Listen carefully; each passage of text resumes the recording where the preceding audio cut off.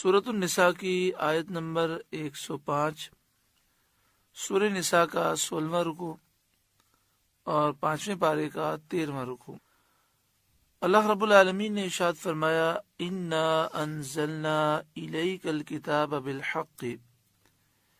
اے محبوب بے شک ہم نے تمہاری طرف سچی کتاب اتاری، لتحکم بین الناس،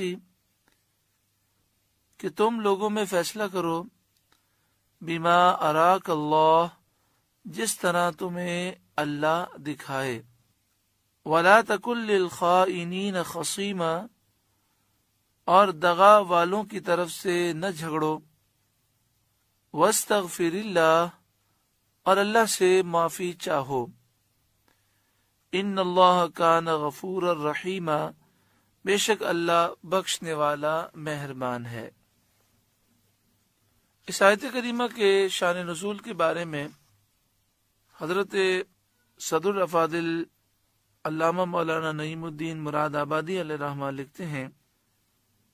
انصار کے قبیلے بنی ظفر کے ایک شخص طعمہ بن ابی رک نے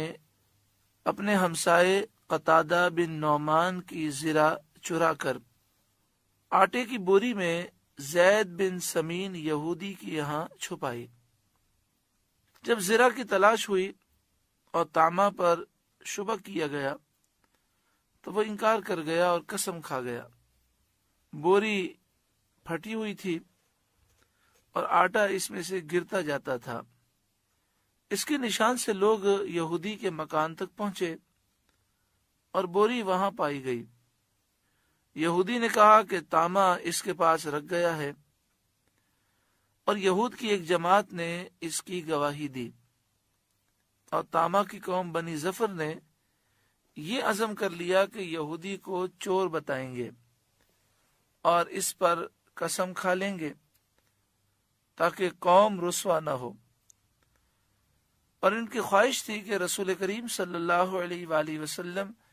طعمہ کو بری کر دیں اور یہودی کو سزا دیں۔ اسی لیے انہوں نے حضور صلی اللہ علیہ وآلہ وسلم کے سامنے طعمہ کے موافق اور یہودی کے خلاف جھوٹی گواہی دی، اور اس گواہی پر کوئی جرح و قدع نہ ہوئی۔ اس واقعے کے متعلق یہ آیت نازل ہوئی۔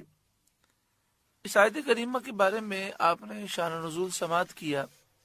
اور ہم نے یہ سماعت کیا کہ طعمہ نامی ایک شخص تھا، اس نے زرع یعنی لوہے کی جیکٹ وہ چرا لی، اور وہ اس کے ہمسائے حضرت قتادہ بن نعمان کی تھی۔ پھر اس نے یہ کیا کہ آٹے کی بوری میں وہ زرع رکھی، اور ایک یہودی تھا جس کا نام زید بن سمین تھا، اس کے گھر پر یہ بوری چھپا دی۔ جب زرع کی تلاش ہوئی اور طعمہ پر شبہ کیا گیا تو اس نے انکار کر دیا اور اس نے قسم کھا لی۔ بوری وہ پھٹی ہوئی تھی، تو طعمہ کے گھر سے لے کر یہودی کے گھر تک آٹا گرا ہوا تھا، تو لوگ طعمہ کے گھر سے وہ آٹا دیکھتے دیکھتے یہودی کے گھر پہنچ گئے۔ پھر انہوں نے یہودی کے گھر کی تلاشی لی تو وہاں سے بوری ملی۔ اس بوری کو انہوں نے دیکھا تو اس سے زرع نکلی۔ تو یہودی نے کہا کہ مجھے تو معلوم ہی نہیں ہے، یہ تو طعمہ بوری رکھ کے گیا ہے۔ اور یہودیوں کی ایک جماعت نے اس بات کی گواہی دی کہ طعمہ نے اس کے پاس بوری رکھی ہے۔ اب طعمہ کی جو قوم تھی بنی ظفر، ان کے ذہنوں میں یہ خیال ہوا کہ اس طرح ساری قوم میں ہمارے قبیلے کی بدنامی ہوگی کہ ہمارے قبیلے کے شخص نے چوری کی ہے اور جھوٹ بولا ہے۔ تو انہوں نے سوچا کہ اپنے قبیلے کو بچانے کے لیے ہم یہ کرتے ہیں کہ سب مل کر جھوٹی قسم کھاتے ہیں اور کہتے ہیں کہ یہودی چور ہے اور یہ اس بات کا الزام طعمہ پہ لگا رہا ہے۔ تو انہوں نے نبی اکرم صلی اللہ علیہ وآلہ وسلم کے سامنے طعمہ کے حق میں اور یہودی کے خلاف جھوٹی گواہی دی۔ تو اس واقعے کے متعلق یہ آیت کریمہ نازل ہوئی اور فرمایا گیا کہ بے شک ہم نے آپ کی طرف سچی کتاب اتاری تاکہ آپ لوگوں میں فیصلہ کریں جس طرح اللہ تعالیٰ آپ کو دکھائے، یہاں دکھائے سے مراد یہ کہ جس طرح اللہ تعالیٰ آپ کو علم عطا فرمائے اس کے مطابق آپ فیصلہ کریں۔ نبی اکرم صلی اللہ علیہ وآلہ وسلم کو جو علم دیا گیا وہ علم یقینی ہے، اور اس میں ظہور کی قوت بہت زیادہ ہے، تو علم یقینی کو قوت ظہور کی وجہ سے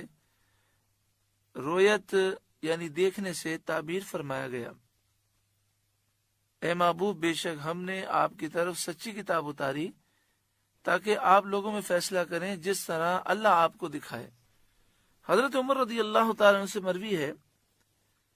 کہ ہرگز کوئی نہ کہے جو اللہ نے مجھے دکھایا اس پر میں نے فیصلہ کیا، کیونکہ اللہ تعالیٰ نے یہ منصب خاص اپنے نبی صلی اللہ علیہ وسلم کو عطا فرمایا۔ یعنی حضرت عمر سے مروی یہ ہے کہ آدمی کوئی فیصلہ کرے تو یہ الفاظ نہ کہے کہ اللہ نے مجھے جس طرح دکھایا میں نے اس طرح فیصلہ کیا، کیونکہ یہ منصب اللہ تعالیٰ نے اپنے محبوب کو عطا فرمایا کہ آپ کا جو علم ہے وہ علم یقینی ہے، تو علم یقینی کو دکھانے سے تعبیر فرمایا گیا۔ آپ صلی اللہ علیہ وآلہ وسلم کی رائے ہمیشہ درست ہوتی ہے، کیونکہ اللہ تعالیٰ نے تمام حقائق اور تمام واقعات آپ کے پیش نظر کر دیے ہیں، اور دوسرے لوگوں کی رائے یہ گمان کا درجہ رکھتی ہے۔